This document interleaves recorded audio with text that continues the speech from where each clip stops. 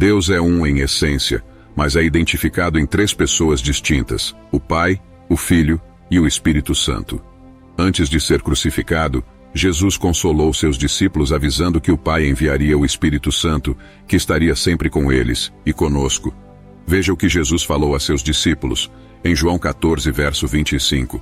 Isto vos tenho dito, estando ainda convosco, mas o Consolador, o Espírito Santo, a quem o Pai enviará em meu nome, esse vos ensinará todas as coisas e vos fará lembrar de tudo o que vos tenho dito.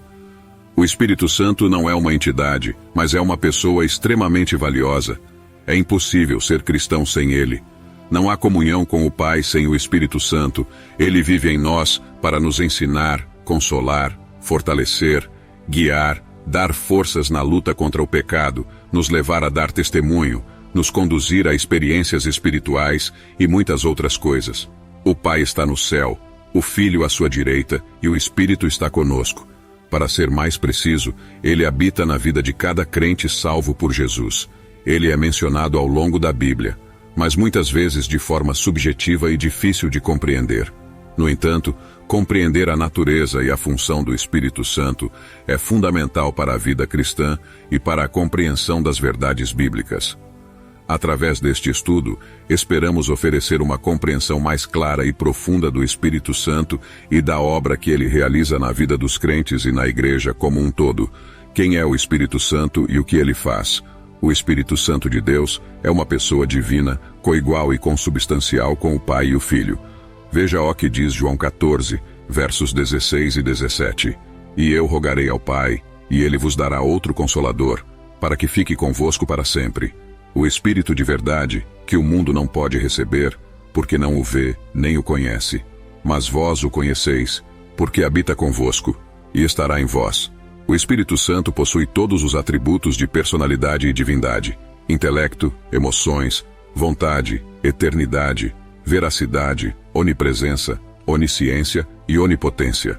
Salmo 139 diz: Para onde me irei do teu Espírito, ou para onde fugirei da tua face? Em 2 Coríntios 3, verso 17 está escrito: Ora, o Senhor é o Espírito, e onde está o Espírito do Senhor, aí há liberdade.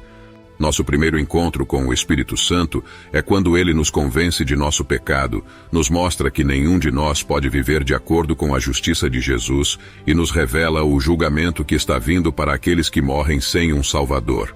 Leia João 16, versos 8 ao 11. À medida que nos arrependemos, confessamos nossos pecados e recebemos o dom da salvação. O Espírito Santo regenera nosso espírito humano interior morto, que agora se torna sensível às coisas espirituais de Deus. Leia João 3, a partir do verso 1 ao 16. Há uma segunda obra do Espírito Santo quando ele batiza um crente. Atos dos Apóstolos 2, versículo 1 ao 4.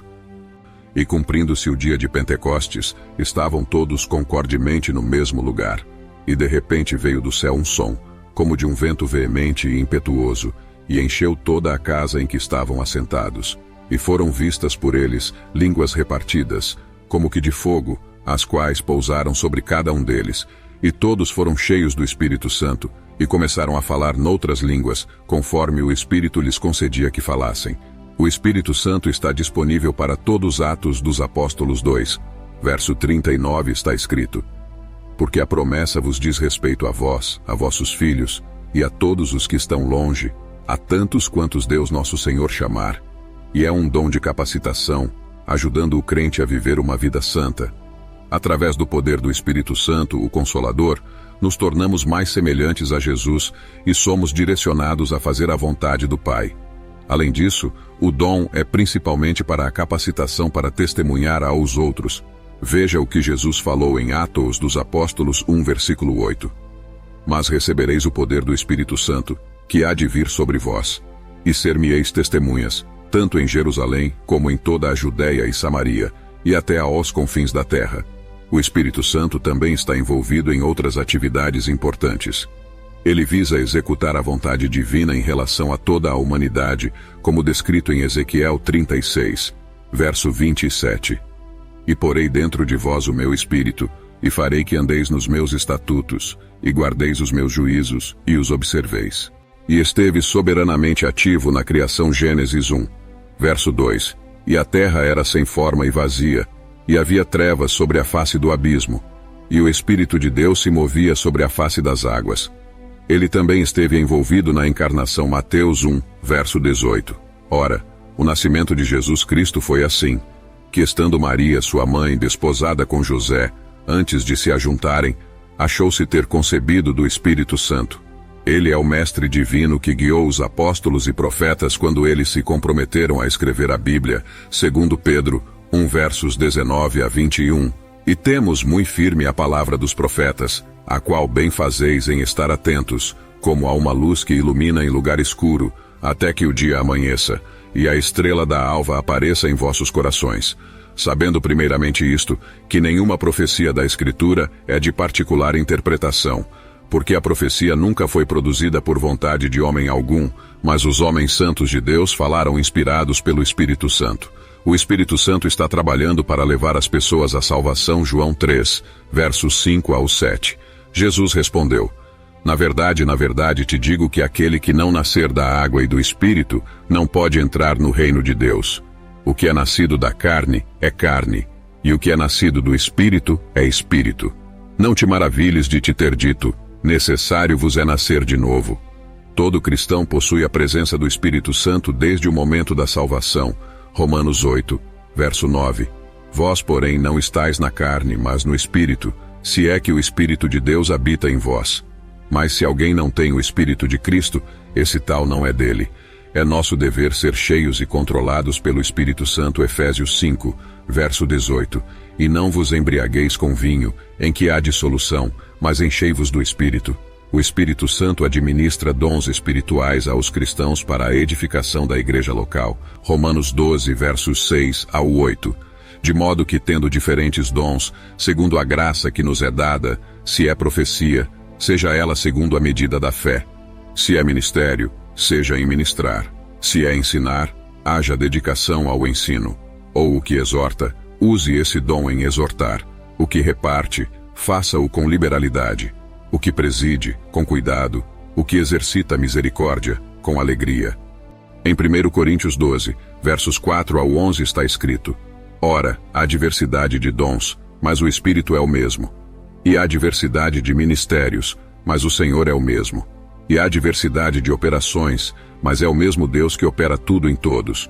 Mas a manifestação do Espírito é dada a cada um, para o que for útil, porque a um pelo Espírito é dada a palavra da sabedoria, e a outro pelo mesmo Espírito a palavra do conhecimento, e a outro pelo mesmo Espírito a fé, e a outro pelo mesmo Espírito os dons de curar, e a outro a operação de maravilhas, e a outro a profecia, e a outro o dom de discernir os espíritos, e a outro a variedade de línguas, e a outro a interpretação das línguas.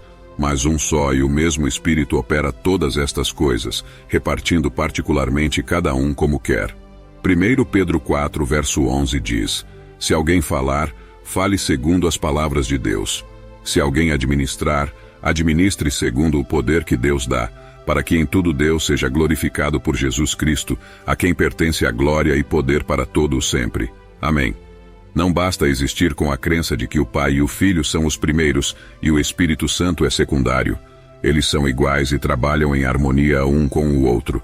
A singularidade do Espírito Santo é a sua presença dentro de nós. Jesus disse antes de subir ao céu que o Espírito Santo viria e habitaria dentro de nós como crentes. Com isso, ele nos capacita a viver uma vida santa, testemunhar aos outros e a crescer em nosso relacionamento com Deus. Devemos reconhecer a importância do Espírito Santo em nossas vidas e buscar a sua direção e orientação diariamente. Além disso, devemos estar abertos à sua obra em nossas vidas e permitir que ele nos transforme. Isso pode envolver mudanças em nossa mentalidade, atitudes e comportamentos. Também pode envolver o desenvolvimento de novos dons e habilidades para servir a Deus e aos outros.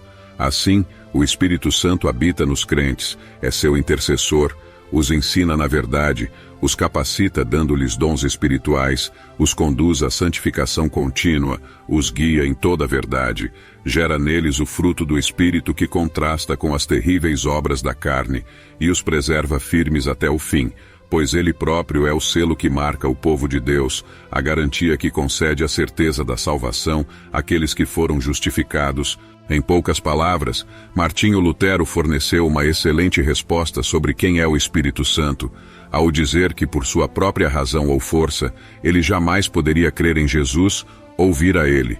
Mas o Espírito Santo o chamou pelo Evangelho, o iluminou com seus dons, o santificou e conservou na verdadeira fé. Te vejo no próximo vídeo, que Deus abençoe a todos.